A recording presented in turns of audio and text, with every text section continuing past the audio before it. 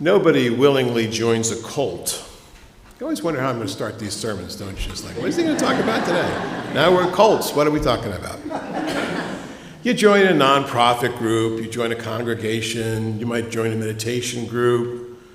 Something to do with, green technology or animal rights. You might even go to a business workshop. But when you begin something new, you don't think of yourselves as joining an exclusive truth. Cults are marked by their strict adherence to the rule of a leader. And so when people describe Unitarian Universalists as a cult, they couldn't be more wrong. I mean, really. Couldn't be more wrong. Because if you think I'm the leader. Anyway, but really cults are also involved in taking away what you have for the good of the leader or for the organization. And this is always a little bit of a shock when I talk about early Christianity and I talk about the Jesus movement, which was known in the first decades after his death as the Way. Jesus was actually a cult leader by the definition that I just gave you. Leave everything you have and follow me. But of course, it became something more. It became something broader, something more inclusive, but also something sometimes dangerous. Whenever we try to follow an exclusive truth, like there's only one truth to the exclusion of others, we are somehow losing grip with the reality in which we live. And predatory leaders, cult leaders, depend on a deep hunger of vulnerable people to find a truth that will somehow ground them in the world that they live in, right? And then that truth becomes a path. And the initiates to this understanding of truth then are imprisoned by a hell of dependence. They give their money over, they give their bodies, sometimes they give their families and friends up, sometimes they give their lives. So if it is true, as it is proclaimed in the Bible, that the truth shall set you free, then that which is not truth, which are lies, will imprison you. Some years ago, when we were in California, I met a woman who came imprisoned by a cult. She said she realized that she was in trouble when she started getting sick. All their money was turned over to this pastor. They lived in a communal house. Her and her husband, they had jobs, but the jobs were only there to give money back to the pastor. She couldn't understand why she was getting sick, and finally a friend from work convinced her to see the doctor, and the doctor was able to figure it out. And she said, "You need to leave this church." And she said, "Well, I can't leave because my husband is also a member of this church." And the doctor said, "Then you need to leave your husband too, because this is killing you." So somehow she found the strength to do that, and she found a way to sort of carve out a life for herself. She was afraid and lonely, and she wandered into the Unitarian Universalist church, and she sat in the back Sunday after Sunday, but she would leave as soon as the service was over. And once I sort of ran back there to catch her, and I said, "I'd like to get to know your name. You've been coming every Sunday." And she said, "I can't talk to you right now." And after a while of coming, finally she said, "I would like to talk to you now." And so we sat down in my office, and she explained this whole thing that happened with the cult. And she said, "The biggest problem was I was afraid of you because I'm afraid of pastors." We worked through some of this. I actually got her some resources for people who help people who've been imprisoned by cults. And she found a way to move her life forward. And I think we might have actually helped to save her life. Now, this cult behavior could also be, believe it or not, applicable to political leaders, right? I won't mention any names. In fact, no matter how much factual information you give those folks who believe this is the way, the only truth, they just see this as furthering the lie, furthering the conspiracy. It doesn't really matter, because the truth as they see it is different than the truth as you see it. Earl believed he was dead. No matter how much his family tried to convince him that he was alive and not dead, he resisted. He said, "You're all an illusion, a very real illusion." So they finally took him to a doctor, and the doctor pulled out medical textbooks and said, "Look, dead people don't bleed." Earl said, "Well, okay, I suppose I could accept that." So the doctor pricked his finger with a needle, and the blood appeared, and he said, well, will you look at that? Dead people do bleed.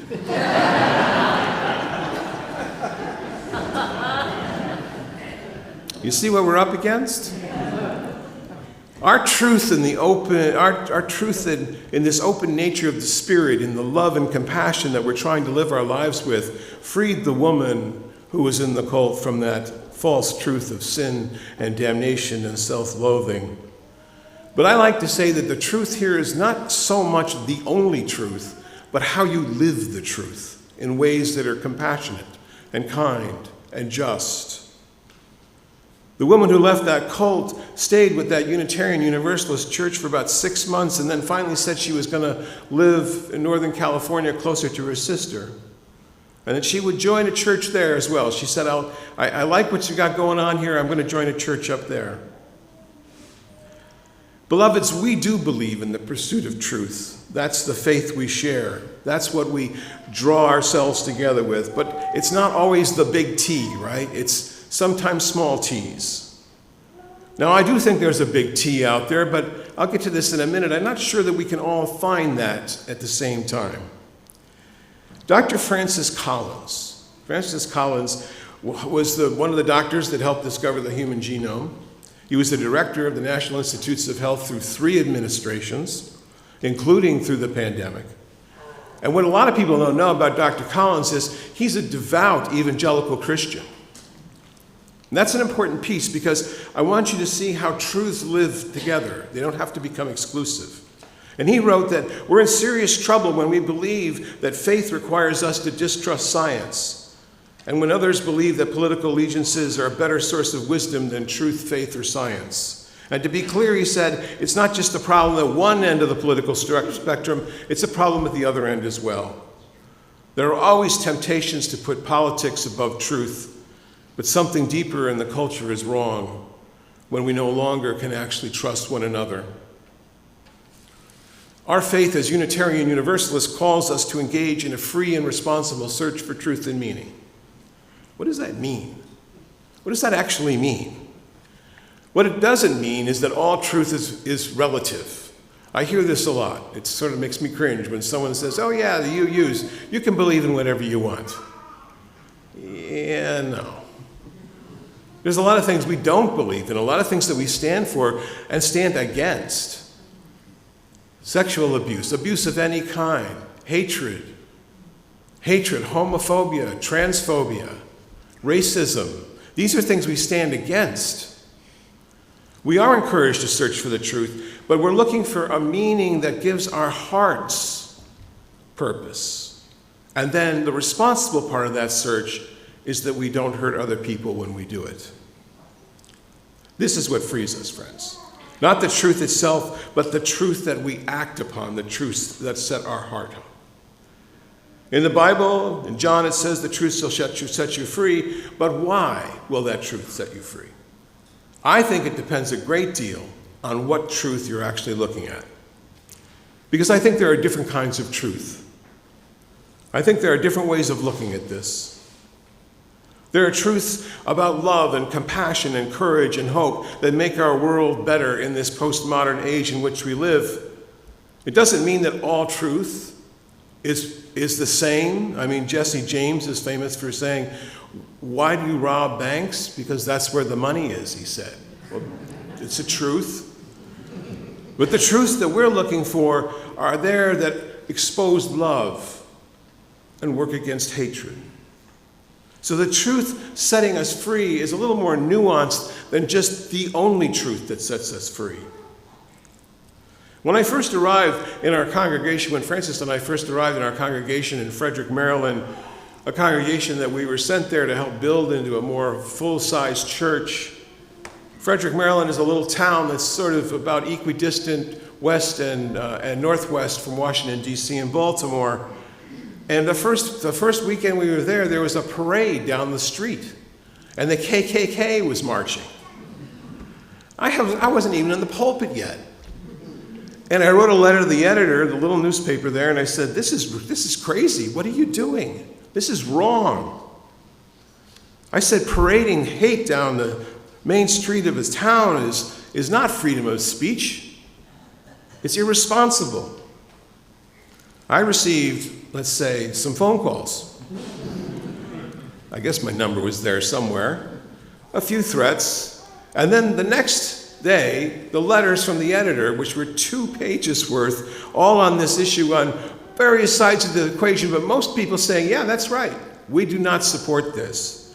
But one of the most elegant arguments for the KKK to go ahead and march down through the center of town came from one of my congregants, who said that it is our responsibility to allow freedom of speech. Now, you all know about this. The ACLU has been back and forth on this issue for years. But when I sat down and talked to him, I said, listen, I don't think we are the ACLU. We're a faith. We embrace freedom as a means, but not an end. Hatred is wrong, and the expression of hatred is not warranted, no matter what. And as I reflect on that incident these years hence, I still think that was the right call. Freedom is not freedom to say whatever you want, whatever comes to your mind. Civil society, indeed our congregation, cannot exist if we permit just any freedom. I think what's important for us here is to realize that we are a people who need truth, but we need a truth that is responsible. After the service today, grab a cup of coffee, come back in, and we're going to have a great discussion, I think, on this book that Rick McKnight wrote, When the People Lead, the Leaders Follow. It's a brilliant little book. And I think there he's expressing another truth, the truth of civil society. The truth that actually this democracy, as flawed as it is, as racist as it is, this society of ours depends on coming together around those things which matter most. It's not always a warm and fuzzy idea, but I do believe that true wisdom comes not just from knowing what experts know, but from the admission that we actually might be wrong. Wisdom includes incorporating a moral framework. That's what I'm talking about. It includes a wisdom to lead in sober judgment. We discern truth by the path that makes the heart right and full. Now, I think there are different kinds of truths. I think you could look at them like concentric circles. And I think at the center is the truth that is always known. And by this I mean the empirical facts of science. Let's just say that some things just are true, right? Everyday observation. You can't jump out of an airplane and fly. We all agree the planet is round, well, most of us. There's actually a flat earther society. I don't know if you knew that or not. No, true story. There's an organization, you can look it up. The internet, the place of all truth, right? Yeah. We agree then that there are things in science that are just true. We agree that most of the laws that govern us as human beings, the medicine that keeps us going, these are truths that can be verified.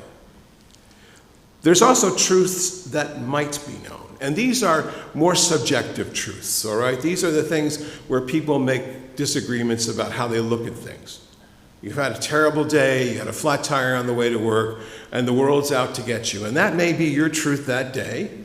Or you may wake up the next day and it's a beautiful day like this, and you had a great cup of coffee and you left your loved ones, and you could even get in an accident, a rear ender, and say, well, that's just that, that's okay, that's plastic and metal and money, and we'll figure that out. So that kind of subjective truth is also important to realize, but also to be a little flexible on. Now, what is included in this subjectivity is criticism. And criticism is not always necessary. Expressing how you feel to the detriment of other people can sometimes be wrong. Now, if it's really important to you and you must speak it, then speak it, please, with compassion. I know this from years, decades of being in church life, that it's tempting to look for other truths, to gossip, to make innuendos about the people you share your lives with. Sometimes it's very painful if it happens within the same community of people that you thought you knew and loved. And that's not what I mean by the truth that will set you free. Speaking our minds without any concern of another can be very painful. There are truths that can be known, but perhaps not known by everyone at once. Now, I'm fairly certain that the more we learn about the working of the universe, the more we're going to find mystery behind it. I'm pretty certain that the quest for knowledge will never end. And I'm pretty certain that there's, for me, some kind of larger truth that's out there. I call this energy consciousness. That I think that is actually what unites the universe together, our lives included. This is the place of spirituality. And many spiritual thinkers have determined that there are fundamental differences with how you see that truth, but there may be something underneath it that we could all agree on, perhaps. This makes me by nature a mystic. I am not always sure of what all that will be, but I want to understand the possibility that it exists, not to degrade others. And I believe there are greater spiritual truths that we can only verify for ourselves, at least at one time. I do believe, that there will be a time, maybe centuries hence, when we'll understand that uniting energy consciousness of the world. But for now, I just call it that, and I leave it.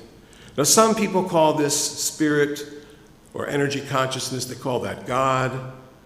I avoid the word, it's way too loaded. But I like the analogy of explaining this as a source that comes from the sun. Rays come into us, we are the rays, and reflecting back. And I believe there's a purpose that we may not understand in this higher truth. In Hebrews 11:1 it says, faith is the substance of things hoped for, the evidence of things not seen. We have much to learn about this truth, and I do not think we will know about it for generations to come. But I do think that understanding a spiritual understanding of something larger than ourselves, or even larger than our knowledge, is a liberation and an invitation. A liberation and an invitation, because the truth that sets you free can actually be the liberation to consider other possibilities beyond what you know. Perhaps when we can bend space-time, if that's a possibility, we could travel across the galaxy as fast as a trip to the store. Then there are the truths that should be known. And these, perhaps, are the more painful ones. Because we know that hurt people hurt people. We know that the cycles of abuse that exist in the world are bred in secrecy. That's what keeps them powerful. And those truths do need to be exposed to the light of day, and people do need to get help. I have one final truth. And this is the one that I try to live by, and I implore you to consider as well. And I call this prophetic truth. The truth we proclaim by standing for compassion and understanding of other people, even when the hatred that is out there is so prevalent. And I think the way we do that best is when we recognize and celebrate the life we have and work for the justice that needs to be worked for. And this is where Audre Lorde comes in when she says, joy is an act of resistance. Because I believe this too. I believe that we have a prophetic truth to hold up what is right and true and good and to work towards it. The truth of democracy, as Rick says in his book, the truth of democracy exists because we believe that truth to be true. Most of us in this country believe that truth to be true. And even if you look at the polarities that are being expressed in the news, I think you'll see that in the middle, there's the exhausted majority. All of us who just want this to be over. But the only way it's going to be over is if we uphold those truths, those prophetic truths that democracy was built upon. Bruce Feiler, in his book Moses, America's Prophet, argues that what frees people links them to a higher calling.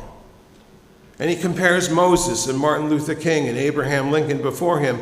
And he says of Moses and King that they were what he called freedom callers. They led people across the desolate landscape of hatred and bigotry. Dr. King is reminded always that he was struggling for freedom. And we saw once again that the Civil Rights Act got knocked down another peg. But the truth of the matter, friends, is while this generation may pass, another generation will come, and we will once again take up that mantle. Can you hear me on this? Yes. And we're waiting at the borders today to cross into the promised land, and it's a land that we shall not lose. When the people lead, the leaders will follow. The truth is, in our American ideal, that the faith of freedom is the faith of the people. That's what it means to be a Unitarian Universalist. And it's not political. I hear this sometimes from people who say, well, that sounds pretty political. No, it's moral. There's a difference between political and moral. Moral is the right thing to do. And that is why we're here. We are here to be fed by the streams of compassion and love and joy and justice that we go out and then move those streams down through the world in joy and justice. The truth of the matter is that we are looking for a truth that transcends separation and loss. We're looking for a truth that brings all people together, all beings together, animal beings of all kinds, plant beings of all kinds. I see trees taken down and I think, what are we doing? What are we doing? There's a tree across the park that was taken down the other day. Big, beautiful tree. I wrote the Radnor Park Department. I said, yo, what up? And he said, our arborist determined that that tree was 35% dying, and therefore liability to the township could no longer be tolerated, and we took it down. I said, are you kidding me? That's life as well, and all those truths come together, and that's the life that we live for. That's the new that we are trying to make holy. The Spirit yearns for certitude, says my colleague Marnie Harmony. It yearns for certitude, for answers, for stability, and we won't always come to the same ultimate answer. But if we find the workable truth of democracy and love and compassion, then I think we are going to be able to rise to that great spiritual truth that we have yet to realize. Truth entails discipline. I understand that. Not everybody wants to go to the trouble of checking it out. And here I worry a bit about AI that's doing the checking out for us. So we do need to be aware of that. But I don't think that artificial intelligence is necessarily something evil. I think it's another kind of intelligence. And it may be that we're going to be replaced. I don't know. But the truth I'm looking for is the one that wrestles with the angels of doubt and brings home forth to us a people full of joy and full of compassion, a people who want to go out and make the world a better place. That's the truth I'm looking for. When Dr. King said, I've been to the mountaintop and I've seen the promised land, that night in April 3rd, 1968, in support of the sanitation workers in Memphis, Tennessee, he said, I won't get there with you. He said, I may not get there with you, but he knew something was coming. He said, I may not get there with you, but someday we will get to that promised land. Friends, that is a truth. And we can live in that truth. And that will set us free, because it has to set us free. So as we leave here today and we go about our lives, let us remember that while we may not always agree, we are still here to proclaim a truth to the world that life is worth living and justice is worth having and people are worth caring for. And let that be the truth that sets us free. So may it be, and amen.